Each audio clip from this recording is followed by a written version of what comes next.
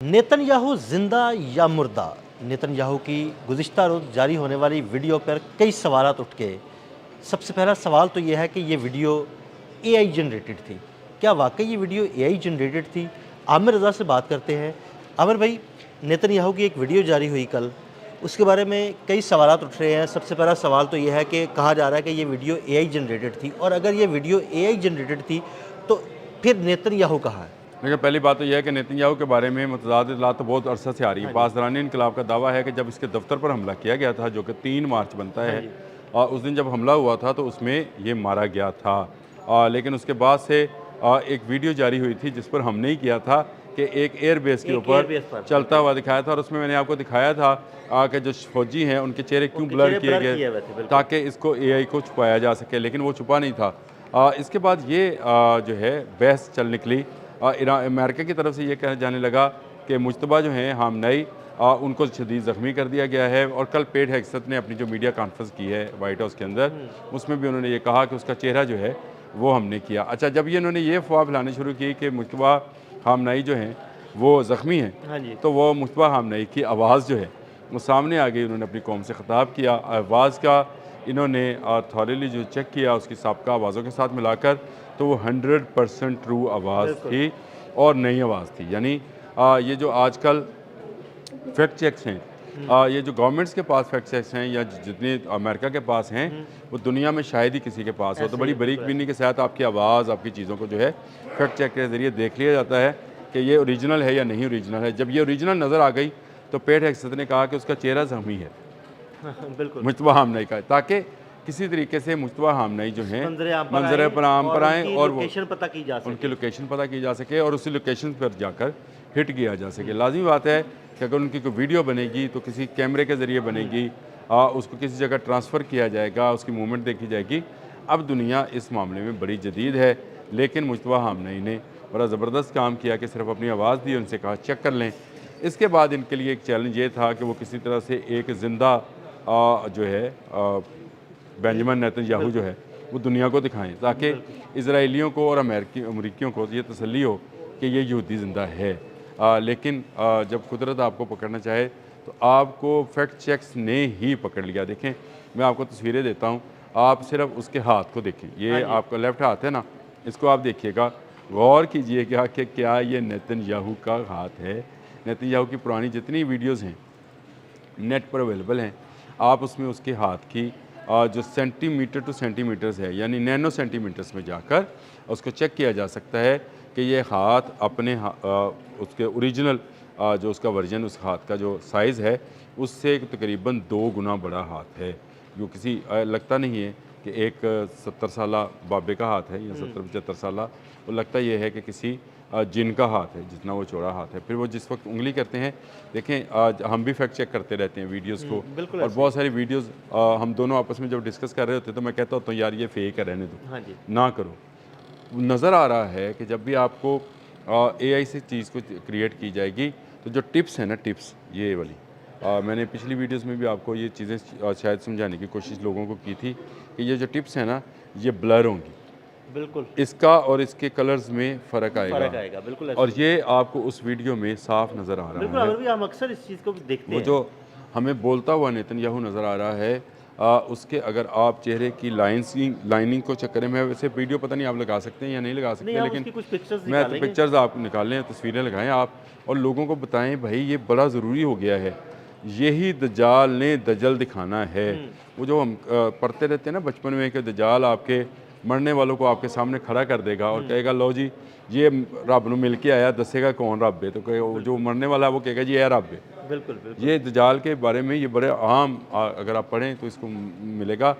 ये है कि ये टेक्नोलॉजी है ना, ये जो एआई से तैयार करदा लोग हैं, ये दज्जाल की उसी टेक्नोलॉजी को आप समझें कि उसका पहला या दूसरा वर्जन है, क्योंकि अगला तीसरा वर्जन जो आएगा वो आपके सामने वो उसको एक हमारी लैंग्वेज के अंदर होलोग्राम कहते हैं। होलोग्राम टेक्नोलॉजी हमारे मीडिया में यूज़ भी जा रही है। उस होलोग्राम को ओरिजिनल शेप में, यानी आपको नज़र समझ नहीं आएगी कि ये क्या है। ये है बेंजामिन नेतन्याहू, जो दज्जाल की एक और अलामत के तौर पर लोगों के सामने ला खड़ा किया गया। जिसकी ओरिजिनल आवाज़ थी उसको आपने पूरी तरह से जांच ली और आपको पता लग गया ये मुश्तबा हमने की आवाज़ है, वो ज़िंदा सलामत है और अपनी फ़ौज को जो है अपनी आवाज़ के ज़रिए कमांड कर रहा है। और उस पर आपने ये शोशा छोड़ दिया तो उसका तो चेहरा, पहले आप कह रहे थे ज़ख्मी था, अब वो कह रहे हैं चेहरा ज़ख्मी है, ताकि चेहरा सामने आए, आएगा ज़रूर।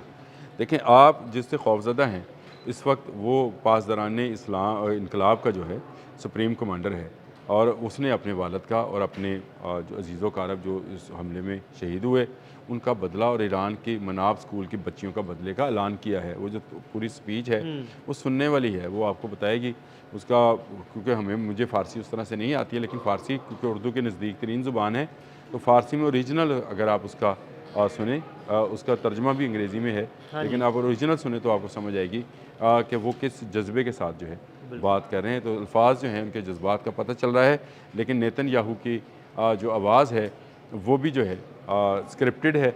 उनकी जो आवाज़ की उतार चढ़ाव है वो भी AI से है। तो ये बहुत सारे जो फैक्ट चेक की कंपनीज़ हैं उन्होंने बहुत सारी वीडियोज़ जो हैं नेतन्याहू के हवाले से डाल दी हैं। नेतन्याहू कहाँ है, मर गया, ज़ख्मी है, किसी बंकर में छुपा है। रात में एक वीडियोज़ आई थी मेरे पास, किसी दोस्त ने मुझे आई थी, उसमें वो बंकर दिखाया जा रहा था जिस पर ईरानी मिसाइल गिरा है और कहा जा रहा है कि ये नेतन्याहू का वो खुफिया बंकर था जिसमें वो छुपा हुआ था और उस पर ईरानी जो है हमशेर 4 जो है बैलिस्टिक मिसाइल वो गिरा है और उसके बाद उसमें तबाही हुई है। अब ये इसमें कितनी आमिर भाई देखें, अगर वो ज़िंदा होता तो किसी ना किसी वीडियो में या किसी ना किसी जगह पर वो सामने आ रहता। देखें, अमेरिका ने ईरानी क़यादत के लिए इनाम का ऐलान किया, उनके सर की कीमत मुकर्रर की और वो कल रैलियों में फिर रहे थे, अलकुद्स की रैलियों में, ठीक है, वो ईरान के अंदर थे, वो क़यादत थी, वो मंजरेआम पर आई। अगर ये नेतन्याहू ज़िंदा है, नेतन्याहू ज़िंदा है तो आए मंजरेआम पर। इससे पहले ये अफवाहें लेके आए थे, मैं आपको बताऊँ, इससे पहले अली खामनई के लिए ये अफवाहें लेके आए थे कि अली खामनई जो हैं वो रशिया भाग गए। बहुत सारे व्लॉगर्स ने, हमारे यहाँ के व्लॉगर्स ने भी ये व्लॉग किए कि जनाब वो तो रशिया भाग गया, वो तो जनाब बंकर में चला गया। ना वो बंकर में गया, ना वो रशिया भागा, भाई वो उसने अपनी जान जो है अपनी कौम पर निसावर कर दी। इसी तरह से अब ये इस तरह की अफवाहें फैलाना चाहते हैं कि जो उनका बेटा है मुस्तफा हमनई, जो उनके अब जो सुप्रीम कमांडर है, उसके बारे में इसी तरह की अफवाहें फैलाई जाएँ, मीडिया लेकर उसको चले, व्लॉगर्स उस पर व्लॉग्स करें कि उसका चेहरा ज़ख्मी है और फिर मजबूर होकर उसको सामने लाया जाए, सामने आए और फिर अच्छा ये पैनिक की जाए और उनको हिट कर दिया। और ये ऐसे बदबख्त हैं, इन्होंने कल एक और हरकत की, इन्होंने जहाज़ों से पर्चियाँ फेंकी हैं ईरान के लोगों को कि निकलो बाहर, रजीम चेंज करो। इस हद तक ये मजबूर हो गए हैं।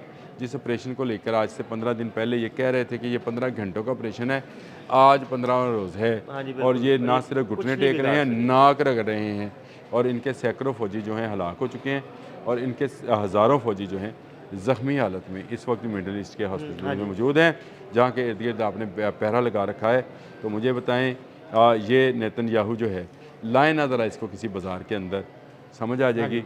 कल मसूद पशकियान बाज़ार में से गुजर रहा है, आप वीडियोस देखो यार, अब वो गुजर रहा है, अब्बास इराक़ची, मसूद पशकियान, ये सारे वहाँ बिल्कुल सेल्फियाँ बनवा रहे हैं, बिल्कुल। हाँ, वो उनकी मकबूलियत देखे ना, उनकी मकबूलियत देखे ना। वो छतरी को इसके आगे कर रहा है तो उसको मना कर रहा है।